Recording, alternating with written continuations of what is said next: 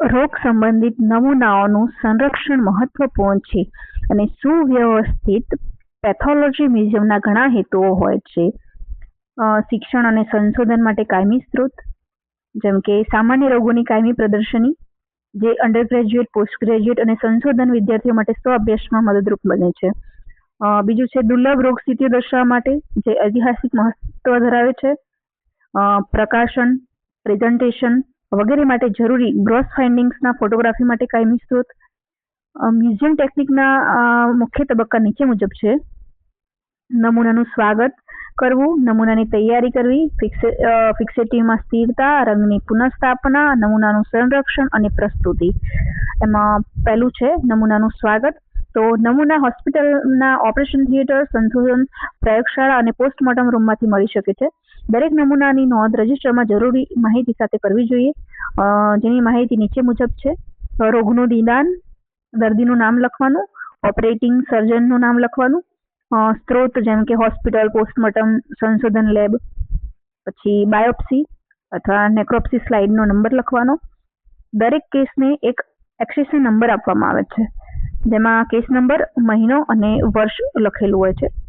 બીજું છે નમૂનાની તૈયારી. બાયોપ્સી અથવા નેક્રોપ્સીના નમૂનાઓ તાજા અને પહેલાથી ફિક્સેટિવમાં રાખેલા હોઈ શકે છે. તાજા નમૂનાઓ મ્યુઝિયમ ટેકનિક માટે વધુ સારા ગણાય છે. નમૂના આવ્યા પછી તરત જ તેની કાપણી અથવા ડિસેક્શન કરવું જોઈએ. નમૂનાને સુકાવા દેવું જોઈએ નહીં અને કાયમી રંગ બદલાવ કરે છે. નમૂનાને સામાન્ય પાણીથી ના ધોવું, કારણ કે હિમોલિસિસના કારણે એની ગુણવત્તા ઘટી જાય છે. નમૂનાને માત્ર ને માત્ર સેલાઇનથી ધોવું જોઈએ. સેલાઇનમાં 2 કલાકથી વધારે રાખવું નહીં, કારણ કે ઓટોલિસિસ એનું શરૂઆત થઈ શકે છે. ત્રીજું છે ફિક્સેટિવમાં સ્થિરતા, એટલે કે મોટાભાગના સર્જિકલ અથવા નેક્રોપ્સી નમૂનાઓ 10% ફોર્માલિન અથવા ફોર્માઇલ સેલાઇનમાં મોકલવામાં આવે છે. આ મ્યુઝિયમ ટેકનિક માટે આદર્શ ફિક્સેટિવ છે. મ્યુઝિયમ માટે વિવિધ પ્રકારના ફિક્સેટિવ વપરાય છે, પણ ફોર્મોલિન આધારિત પદ્ધતિ સૌથી વધારે લોકપ્રિય છે. 1897માં કેસરલિંગ એ 3 દ્રાવણ બનાવ્યા હતા: એક કેસરલિંગ 1, કેસરલિંગ 2 અને કેસરલિંગ 3. એમાં જે કેસરલિંગ ફર્સ્ટ હતું એ ફિક્સેશન માટે હતું, સેકન્ડ એ રંગ પુનઃસ્થાપન માટે અને ત્રીજું સંરક્ષણ માટે. તો કેસરલિંગ ફર્સ્ટ દ્રાવણ બનાવવું છે તો એમાં 400 ml ફોર્માલિન લેવાનું છે, 60 gram potassium acetate, 30 gram potassium nitrate, 2000 ml tap water. દ્રાવણનો pH 7 હોય છે. ફિક્સેટિવ પ્રમાણ નમૂનાના કદ કરતાં 3 થી 4 ગણું હોવું જોઈએ. નમૂનાનું ફિક્સેશન 3 થી 14 દિવસ માટે કરવામાં આવે છે. એનું એક્ઝામ્પલ છે કે નાના નમૂનાઓ હોય તો 3 દિવસ, મોટા નમૂનાઓ હોય જેમ કે લીવર, પછી આખું બોડી, આખું કોઈ બી એક પાર્ટ હોય, ફેફસા, 14 દિવસ.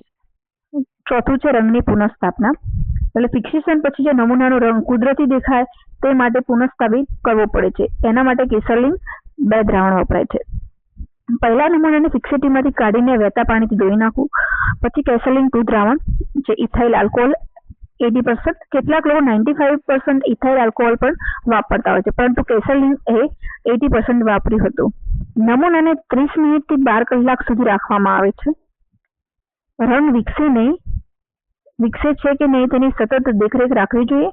યોગ્ય કુદરતી રંગ મળ્યા પછી તરત જ બહાર કાઢવું જોઈએ, કારણ કે વધુ સમય રાખવાથી એનો જે રેગ્યુલર રંગ હોય, એનો કાયમી રંગ હોય એ ઉડી શકે છે. રંગ પુનઃસ્થાપન પછી નમૂનાને સૂકવીને બોટલમાં મૂકવું.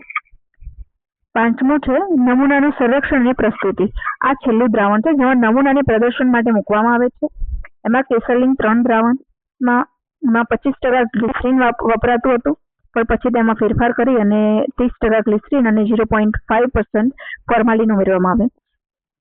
નમૂનાની પ્રસ્તુતિ, જેમ કે કાચની બરણીમાં વપરાતી હતી પહેલા, અત્યારે હાલ પર્સપેક્સ બોક્સ અથવા જાર વપરાય છે. Thank you.